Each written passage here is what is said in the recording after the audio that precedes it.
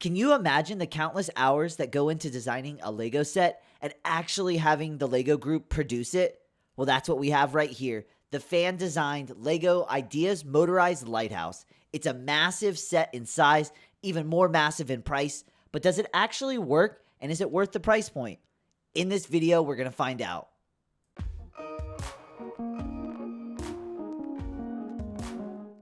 Ayo, what's going on everybody? It's your boy Grandmaster Bricks, back with another review video. Welcome back to the channel. I hope you're having a fantastic day. If you're new here, I try to make these videos for Lego collectors, mock builders, and brick resellers alike. If you're trying to make an educated buying decision on this set, or if you just want to kick back and watch a YouTube review video, we're going to start off with some numbers and analytics, and then I'm going to give my review and overall thoughts at the end. Set number 21335, Motorized Lighthouse. It is rated for ages 18 and up, though I do not agree with the 18 and up branding. This set actually does have some higher level thinking techniques, so I will point those out later on in the video. The theme is part of Ideas. At the time of recording, it just had released. It was released on August 1st, 2022, and I could imagine this set being out for a solid 2 years.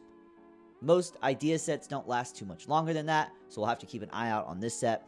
The box weight really caught me by surprise. It's such a thin profile set. It's a full box, nice and big, but it's very thin, but it weighs a whopping 8 pounds. That might not sound like a lot, but when you're holding the box in your hand, it's quite heavy. The box art is very minimal. There's a little bit of shading in the background, but it's the 18 and up style box with just all black. The piece count is 2,065 pieces, and it retails for $300. So typically most Lego sets for about $100 gets you about 1,000 to 1,200 pieces. So this one is starting to be a little bit high. Price per piece, if you break it down, that's 15 cents per piece, but it is because it's got some major electronic components. We'll look at that towards the end. The part out value isn't quite where I would like it to be. It's at about $450. It does have the electrical components, but price per piece, it's just not quite there for me personally. Part usage though, quite a few new pieces. Recolors, it's got a new colored boat in white. It does have some printed pieces, and it does have a sticker sheet, so it has a little bit of combination between the two. As far as investment, I'm unsure how this is going to bode in the future. I know, for example, the old fishing store is a fan favorite, so maybe this could have the similar vibe and theme as that set. Time will tell. The minifigures included were 2 minifigures, along with a couple of fish and a seagull. The build had 13 bags in total. The books were divided into 2 books, totaling up with 404 pages, and the build had 514 steps. Wrapping up most of the analytics and numbers side of things, now we're going to get into my review and opinions. Looking at the box itself, starting off there, I say it every time with these 18 and up adult style sets, I love to see box art. The black boxes are not appealing to me personally, and I'm a huge fan of any type of graphic design, any type of expressive artwork that really catches somebody's eye, and that black box just doesn't do it for me. The excitement and the joy that I have for this set does not immediately get translated through the box and the box art itself. Looking at the 2 minifigures that were included, the fisherwoman and then the lighthouse operator, one thing that would have been cool with the fisherwoman, rather than it being a dark green color for the hat and jacket, if it would have been the olive green to match the actual fisherman from the old fishing store, that would have been really cool. I think if they could have just added a few more minifigures, 2 minifigures with any set just seems a little low, and with a set like this, quite a bit of scenes that you could create and a little bit of playability, so just 2 just is a little bit limited. I did appreciate the white recolor on the boat. I was surprised to see how few colors there actually is in those boats. As well, it has a sticker on the back of it rather than it being printed, so once it gets printed, it kind of locks it in for a certain style or look. So the fact that it actually has a sticker gives it a little bit more freedom.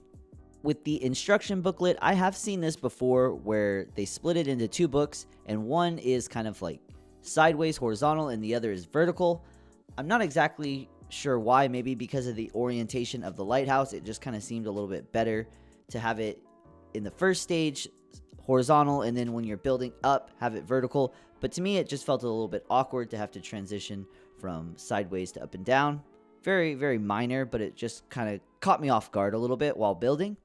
I appreciated the fact that the instruction booklet and base plate actually came in the paper kind of folder, so they don't get bent and they kind of stay nice and neat inside the actual box, because I have had manuals and base plates come bent from being kind of just thrown around inside the box, but that did not happen with this set. The other major thing I'd like to note with these instructions with this set, because it is an 18 and up style set, I'm starting to notice a trend where in previous Lego sets, instructions have kind of a red border around the actual instruction, kind of letting you know where the piece goes. In this instruction, there is no red border. There's no extra kind of helping, lending hand when you're building. So it kind of requires you to pay a little bit extra attention. It kind of creates that critical thinking where it's not just as cookie cutter, because you kind of have that red outline, and it doesn't seem like it would make that big of a difference. But once I actually picked up on what the difference was in the manual, it did make a difference, and I liked it. The difference kind of between going into autopilot mode and you actually having to make some comprehensive thinking and decisions. With most Lego builds, I like to take my time. I never rush the build for a review or anything like that, though it only had 13 bags and it really did feel like it flew by. Once you kind of reach that halfway point, you realize you're almost done. But this one, within the blink of an eye, very quick build. I really did enjoy every moment of it, but it was very, very quick. And finally, getting to the actual good stuff, looking at the finished build itself, it is magnificent. The way the dark blue base plate lends that deep dark water into the sides of the rock cliffs leading up to the small little lighthouse. It is an absolute majestic set. I really am in love with it. It might have its drawbacks, but in all things in life, nothing is perfect, and this set is absolutely phenomenal for me. Everywhere you look, there's so much detail packed in. The set was originally designed as a micro figure scale, and the Lego design team actually made it into minifigure scale, and I am so thankful that they did. This fits so well into an actual Lego city, into my Lego village. Throughout the entire build, there was quite a few clever building techniques and things that I had personally never seen in a Lego set.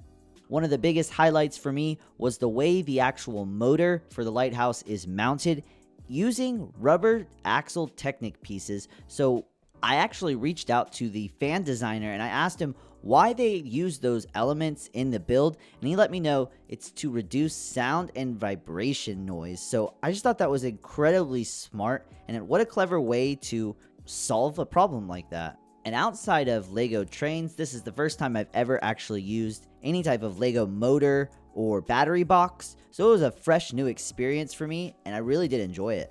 Looking at the physical light element at the top of the lighthouse, the actual lighthouse, it's crazy to understand and know that Lego took the time to actually design and make a Fresnel lens, the actual lens type that is inside of a lighthouse. And so the one thing that I noticed was it's quite accurate. So with a lighthouse, you don't have it on during the day, so it's not very bright. But once you turn off the lights, once you're in a pitch black room, like as if you were in the pitch black night, cloudy night, it is bright and it does exactly what it's supposed to do. But it's not cartoonish bright. You know, it's not bright enough to be prevalent in the daylight or when the lights are on. But if you turn the lights off or dim them, you definitely can see the lighthouse and get the effect. And that's what it's about. It's about the mood. It's about what it invokes and kind of what you see when you look at it and how it makes you feel. And that's kind of how I take most of my Lego sets, is kind of what they invoke and how I emotionally feel and what I imagine and the imagination that it creates for me. It's funny to look at this review, even though it has so many drawbacks, so many things that stood out. It's one of my favorite sets to date. It fits so well into my entire theme that I'm going for. The feelings and what it invokes, like I was just mentioning, I just love it. And I'm so surprised with the price and how many things kind of stick out that I'm still so fantastically enamored with it. So, like most things in life, you got to consider the options. You got to weigh pros and cons. You have to look at the price. You got to look at lots of different things. And so one of the major things was if the set was not motorized, if it did not have the Fresnel lens, you know, the motors are about $30 each. The Fresnel lens is probably another $25. So if you were to cut out those major electronic motorized lighthouse components, then you would start to be touching around a $200 price point around a normal Lego set. And I think that would have been more on par with the, you know, just everybody else. But I think for me personally, and in this review, for what I was viewing it for, I think it's a fantastic set. I know one of the things I'm going to do with the set after this review is I'm going to Mills plate it. I'm going to modify it in a few small ways. One of the ways is I'm going to take that dark blue base plate and just remove it altogether. I'm going to continue to water in my Lego Village. And so that's one of the things that it's awesome that they included a brand new color with the base plate with the set, but it's just not needed for my viewing purposes, for my needs. But I know the Lego community is going to be very thankful for a new color in base plates. So, standing 22 inches tall with so many things sticking out, and like I said, still a fantastic set. One of my all-time favorites. It's going to go down for me for a very long time. Big highlight. Really did enjoy every moment of it. And that's where we're going to wrap up today's video. Whether you are a mock builder, Lego collector, or a brick reseller, hopefully you found some entertainment and got a little bit of education out of my video. And if you did, make sure you smash that subscribe button, give this video a huge thumbs up, and remember, in life and in Lego, never stop building.